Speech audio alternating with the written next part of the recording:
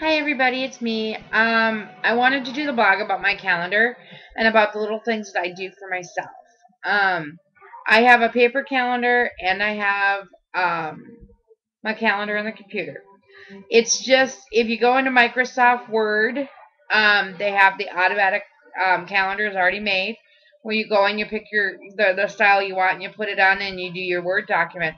But I add everything to it. I add the little accomplishments, the weights, the goals, and I do in 5 week or 10 week goals, and you want to physically be able to do something you know that you're going to be able to attain. When I was 300 pounds, when I was over almost 400 pounds, I didn't have any problem thinking I was going to have to pop 3 pounds out in a week. It shouldn't have been that hard. And then as I get smaller, it goes to 2 and so on. And I averaged about 2. I averaged about 2 pounds a week my first year. I averaged about a pound my second year, so I can't really complain on that either. So,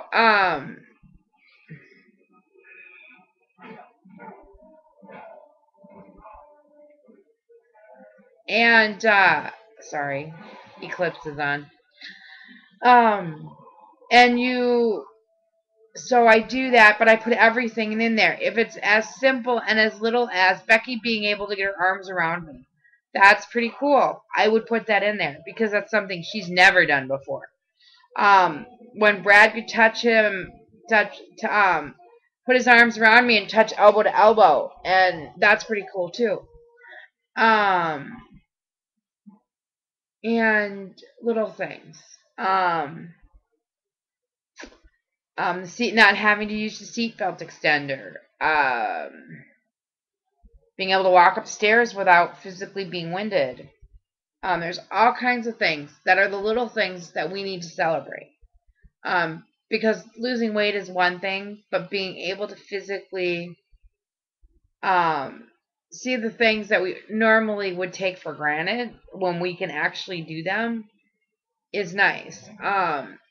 My big one that I always come to think of is I work at the grocery store. So you've got the carts, the lane, and then your little box you're in. When I was able to actually walk straight through without having turned to the side and go out sideways was a big one for me at work.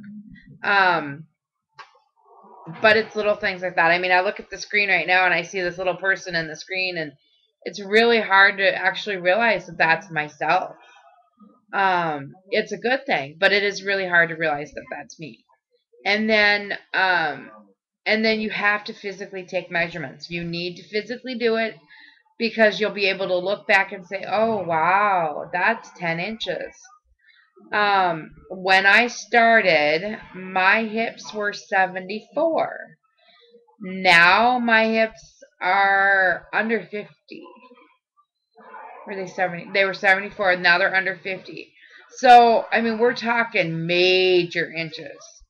Um, we're talking about 25 inches just there. And it's nice to be able to have that measurement to be able to say, I've lost 25 inches in my hips.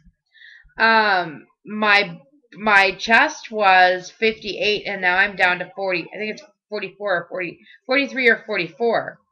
Well, that's 15, 14, 15 inches. It adds up. So please take them and do before and after pictures. If I wouldn't have physically taken the pictures, even though when I started working out in July, my swimsuit pictures aren't from my heaviest, but I don't know if I would have been able to get that swimsuit on in my heaviest. I could barely get it on where I was. The other thing is if you're thinking about doing the We Fit, you have to be within the weight requirements, so you have to be under 330. I know I bought it when I was 240. I was like I'm sorry. You have to be under 330. When we originally bought it because we got it on sale for pretty cheap. I was 349. We tried Brad weighing. We tried this. Yeah, nothing would work. So it ended up going underneath my TV for 110 days until I was able to use it. Now I have no problem because I'm almost 100 pounds smaller. I am over 100 pounds smaller than I was when we actually bought it. So that's pretty cool to actually think that. Yeah. But yeah, those are the big things. So make sure you document it. because the next, you know, you really don't think you're going to be able to tell about 20 pounds or 30 pounds or 40 pounds. When I was that big, there's pictures. There's a picture of me in that t-shirt of me that I was in the striped t-shirt. You can see the difference of me being in the t-shirt and me being out of even 40 pounds that the t-shirt was loose. So you can definitely see the difference. I've gotten into a New Moon sweatshirt that I bought that was a medium. I got it for really cheap, but I knew I didn't have any warm clothes. I also bought another one of the girls' style of the New Moon t-shirt. Most of the Twilight stuff from Hot Topic is all men's stuff because the men's stuff is bigger than the women's. But I was able to actually get it on and could throw a sweatshirt on and been okay with it. It was tight, but it wasn't like when I bought it where I squeezed into it. It's just little things like that you can see progress with yourself. I mean, I've actually gotten to high school sweatshirts that I've never really been able to wear.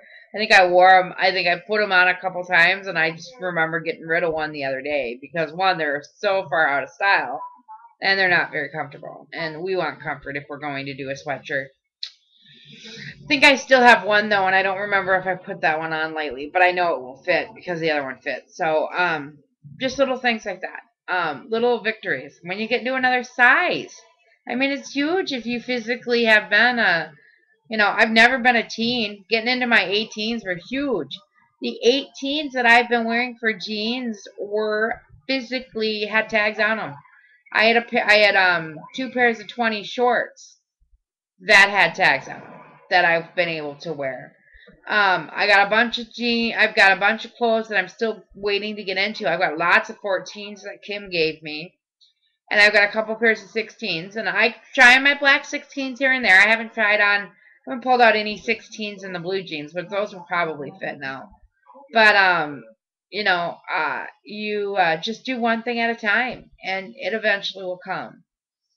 And if you get stuck, you need to just keep doing what you're doing because regardless, you're going to maintain.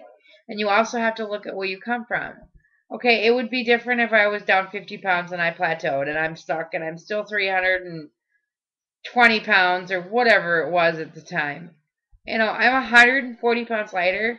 I'm the smallest I've ever been. I've got nothing to be sad about.